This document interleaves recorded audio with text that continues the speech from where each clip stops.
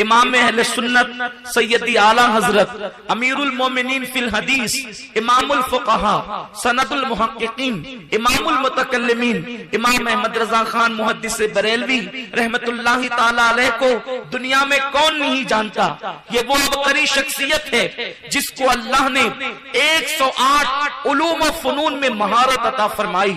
یہ وہ عظیم شخصیت ہے جو اپنے وقت کا عظیم سیاستداں ہیں، عظیم سائنسداں ہیں، علم جغرافی کا ماہر، علم ارضیات کا ماہر، علم فلکیات کا ماہر.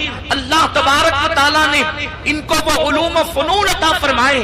امام احمد رضا کی عبقری شخصیت کا اندازہ اس بات سے لگایا جا سکتا ہے کہ میرے امام نے حرف دعات پر ایک مستقل رسالہ دنیا کو عطا فرمایا. میرے پیارے آقا علیہ السلام کے پیارے دیوانوں، مفید الاطفال پڑھنے والے، معرفت التجوید پڑھنے والے اور اس طرح کی مختلف کتابیں پڑھنے پڑھانے والے اچھی طرح سے جانتے ہیں مالیگاؤں کی سرزمین پر ایک بزرگ شخصیت نے اپنے دور کے اندر ایک کتاب لکھی تجوید پر، اور وہ کتاب اس وقت اس صدی کے اندر جو ہے وہ علم تجوید پر، علم فن قرأت پر سب سے ضخیم کتاب مانی جاتی ہے، جو 2 جلدوں میں لکھی گئی ہے. یعنی میرے نعرہ تکبیر، نعرہ رسالت، تشریف درود شریف. اللہم صلی وسلم وبارک علی سیدنا مولانا محمد معدن الجود والکرم والہ الکرام اجمعین. صلاۃ و سلام علیک یا رسول اللہ.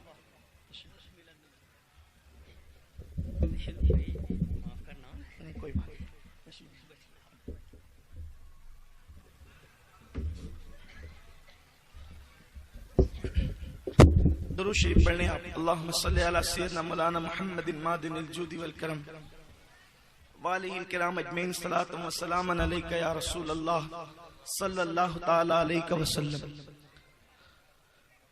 فن قرأت پر لکھنے والوں نے جو کتابیں لکھی ہے 29 حروف پر، کسی نے 10 پیج لکھی، کسی نے 25 صفحات لکھے، کسی نے 50 صفحات لکھے. مفتی اعظم مہاراشٹر قاری محمد حسین اشرفی صاحب جو مالیگاؤں کی سرزمین پر رہا کرتے تھے، انہوں نے 2 جلدیں لکھی. اجراء الصبا، اس سلسلے میں قرآن حضرات جانتے ہیں. تحسیر الطبا، اس نام کی کتاب 2 جلدیں آپ نے لکھی. لیکن امام اہل سنت نے ایک حرف ضاد، اس پر پورا ایک رسالہ قوم کو عطا فرمایا، اور کسی ایک حرف پر پورا رسالہ کسی قاری نے، کسی محقق نے آج تک نہیں لکھا. یہ امام اہل سنت کے علم کا حال ہے. وہ امام جس نے پانی پر قلم اٹھایا، پانی کو پانی پانی کیا. وہ امام جس نے تیمم کے عنوان پر جب مٹی پر قلم اٹھایا تو گویا کہ خاک کو خاک میں ملا دیا.